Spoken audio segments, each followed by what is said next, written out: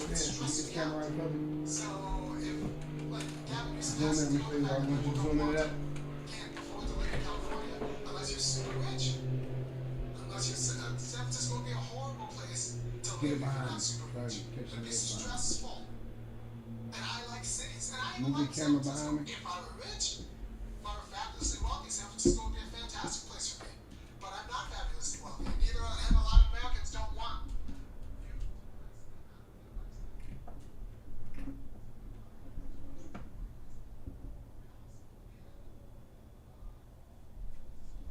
Good.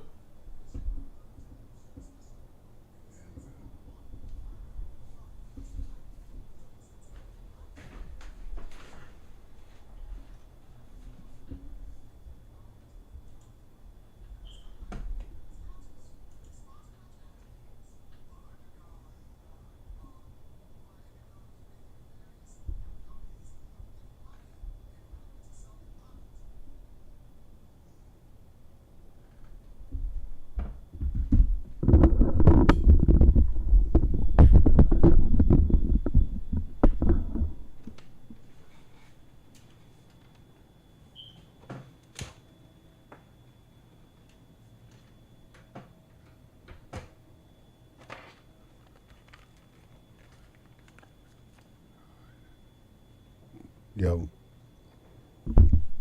let's begin into the oranges of mind control.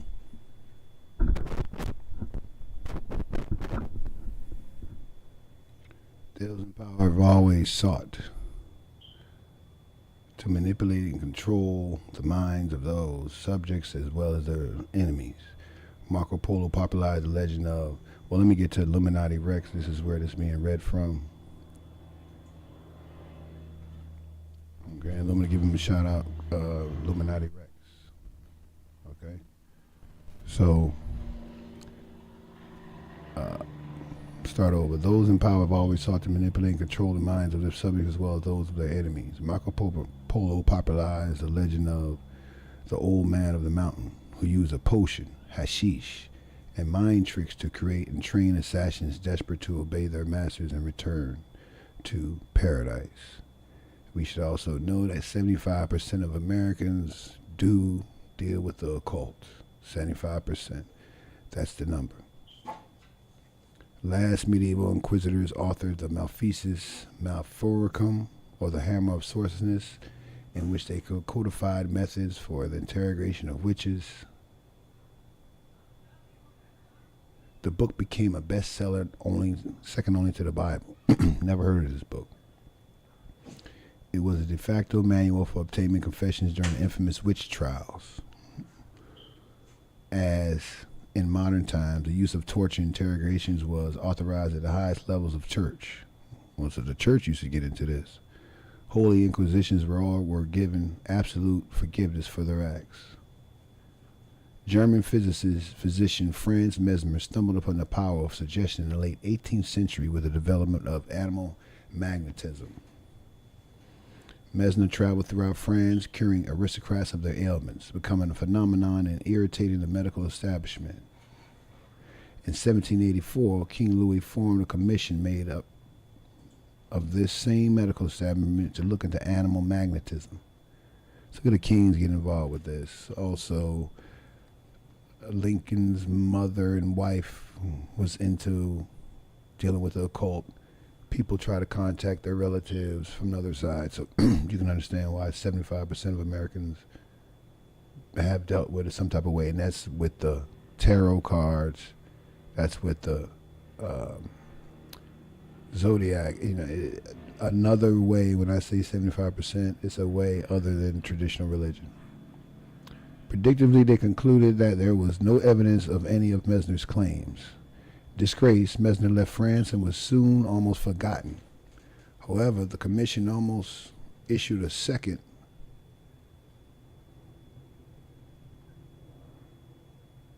was soon almost forgotten. However, the commission also issued a second secret King's Eyes only report, warning Louis and his ministers of dangers of hypnotic seduction.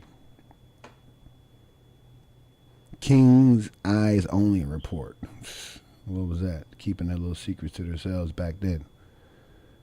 The power of suggestion will be forgotten for a century until stage hypnosis of the Victorian age took it up again, achieving fame and riches in the process. They will perform tricks similar to today's hypnosis, such as human plank. It wouldn't be long before the government agencies took an interest in these techniques for their own purposes. Yeah, so who thinks that they're not still taking interest in these things for their own purposes? They're still taking interest in this for their own purposes. U.S. government interest in mind control. U.S. interest in mind control can be traced back to the Second World War. The OSS, the Wartime Intelligence Agency, preceding the CIA, formed the Truth Serum Committee. Imagine that table that was sitting around that, under the Manhattan Project umbrella, to find a drug to aid interrogations. George White, who would later become infamous for testing of LSD on unsuspecting citizens in New York and San Francisco, enters the behavior control picture and begins testing different strains of marijuana on himself as well as test subjects. What kind of different strains? Different strains of marijuana. So you see them. At the same time, Nazi scientists, you wonder how long they've known about different strains, and it goes to show you the level of information that's kept from us. It has to be volumes of information that they keep from us. Why they often look at the American populace as idiots. At the same time, Nazi scientist Kurt Plotner experimented with mescaline on prisoners at Dachau to quote, eliminate the will of the person examined. We let these nuts run around and just do. Who are these subjects? I mean, do they snatch people off the street a lot of time with this? Dr. William Winford Ovsholer performed similar experiments on unwitting subjects at St. Elizabeth's Hospital in Washington, D.C. Plotner was eventually recruited by U.S. intelligence as part of the Operation Paperclip, a U.S. intelligence program to protect Nazi war criminals from persecution in return for aiding the United States against the communists. You know that word comes up, the COMMUN. America has a fascination with that word. U.S. government played a major role at the Nuremberg trials and in the formulation of the Nuremberg Code. So why would they have to come down with a code? Because we was doing things outside of the code in the beginning. A set of ethics and principles for conducting human experimentations. So they came up with that for them. Old school. The Nuremberg has been the trials.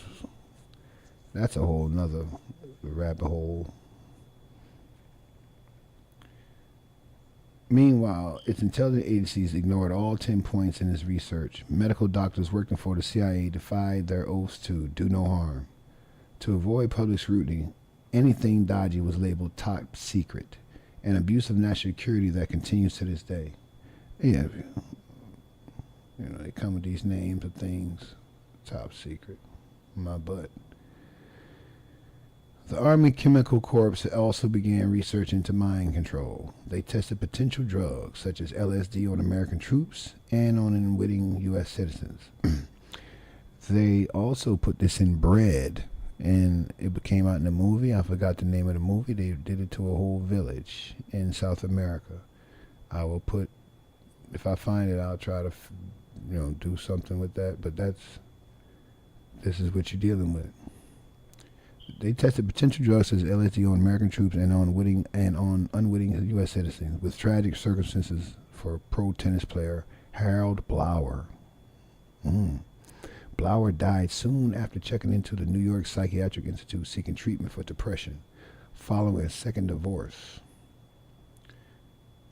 He was unaware that the Institute had an agreement with the Army Chemical Corps to test drugs on patients as part of the Army's mind control experiments. So where is the line that they can do this to you knowingly or unknowingly. Who is drawing the line here? And who's fighting for us to make sure that they're not doing it now? But we know they're doing it now. TV, movie, food, we know it doing it now. That's why this video is being made. Thank everybody for watching. If you happen to come across this video, this is why it's being made. Mass manipulation and mind control as American people are under. They wouldn't know it if you told them. They wouldn't tell. If you're under mind control, you're not probably going to know it. But particularly, I'm pretty sure this subject is being covered on YouTube. In our community,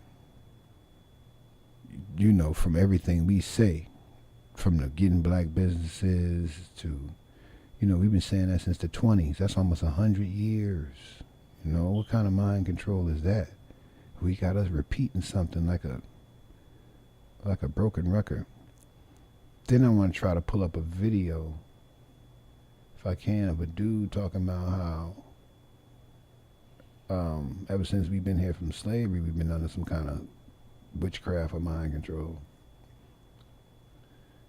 Okay, so he was unaware that the Institute had an agreement with the Army Chemical Corps to test drugs on patients as part of the Army mind control experiments. Blah was given 5 heavy doses of masculine derivative, MDA, killing him. He was on that Molly, MDA. Yeah, they gave him the Molly. The incident led to a subsequent 22-year cover by the state of New York and the Army. In 1987, a judge finally, now when did it pop off? It didn't say when it popped off. When did he start this? It didn't say when Harold got in, but they didn't break him off to 87. A judge finally awarded $700,000 to Bowers' estate.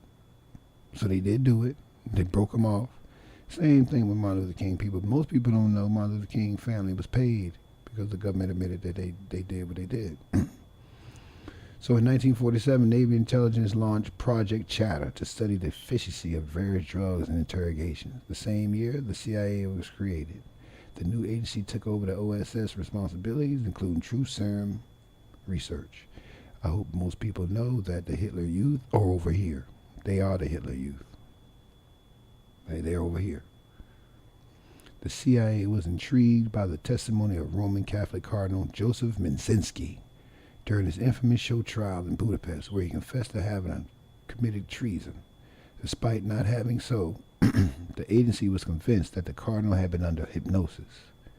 Informants at the secret police headquarters on Andrea Street, where Minczynski was interrogated for 39 consecutive days, confirmed that the Soviets had used hypnotism and drugs. Okay, so let's go back into this. It was intrigued by the testimony of Roman Catholic Cardinal during the infamous show trial in Budapest, where he confessed to having committed treason despite not having done so. So, my whole thing is, what did the cardinal do? Why would they use a cardinal? What did he do? What level of involvement that he had to be mind controlled anyway? What did he do? What did he do? Interrogated for 39 days. I'm not talking about that part. I'm talking about the part of why they even messing with Joseph Minczynski. What did Joseph do? What was the act of treason? I'm trying to figure out, how does this man even? Do they pick random people? They just pick random person to start doing it on? It may be seeming like that. All right, this is also regurgitated stuff. Bluebird, everybody know all of this. By the end of the 1940s, U.S. intel agents as well as individual divisions within the CIA were all conducting their own independent mind control experiments. This was floating on YouTube, major stuff about the 40s and all of this. This is what you get, this is the shallow end of the pool. On April 20 of 1950, the CIA launched Project Bluebird with former Naval Intelligence Officer Morris Allen at its head in order to consolidate these programs and bring together the knowledge of interrogation techniques, true serum, and hypnosis. So they said, we're going to bring it all together, one big ball. A January 1952 document outlines some of the questions facing Bluebird researchers. Okay, so these are the questions facing researchers. So then you start going down, not the first graders spitball, but from here on, this bottom part looks like this could be, Look how he says it. A January 1952 document outlines some of the questions facing Blue Ribbon. How you know what questions they looking at in 1952? They already, by the 40s, they already doing this. This is 12 years later. So this is the part where the people who put out these websites and the so-called truth community, we get. Now this is where you start going down a rabbit hole where it's just another layer. That's unnecessary because you already got the first layer. We dealing with a beast. These are all the things that I'm not even going to repeat these things. I'm not even going to repeat them.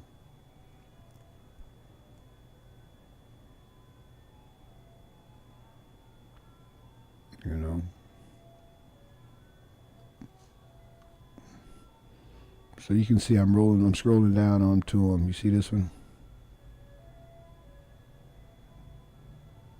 Yeah, I'm not going to repeat those.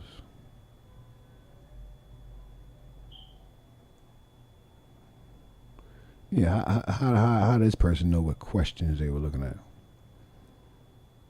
Psh, I would say that's the least they was trying. Once they figured out they had that kind of power, they went off with it. All kind of directions. Allen and his team replicated known hypnosis experiments. By 1951, agents received courses in hypnosis. See, by 51, if they have a teacher, they receive agents, meaning, let's say 300 people work for the agency. You got to teach people. I'm pretty sure it's not 100 people in the class. So they had a couple people that had got to the point where they had all the knowledge that they could teach others. Imagine what was not in the course. That they don't need to know that. So this is what I'm saying. The middle part, they well beyond. They skip decades and tell you about stuff that then you try to piece together as a rabbit hole, which becomes pissed on breadcrumbs. Shout out to Quantum of Conscious with that one.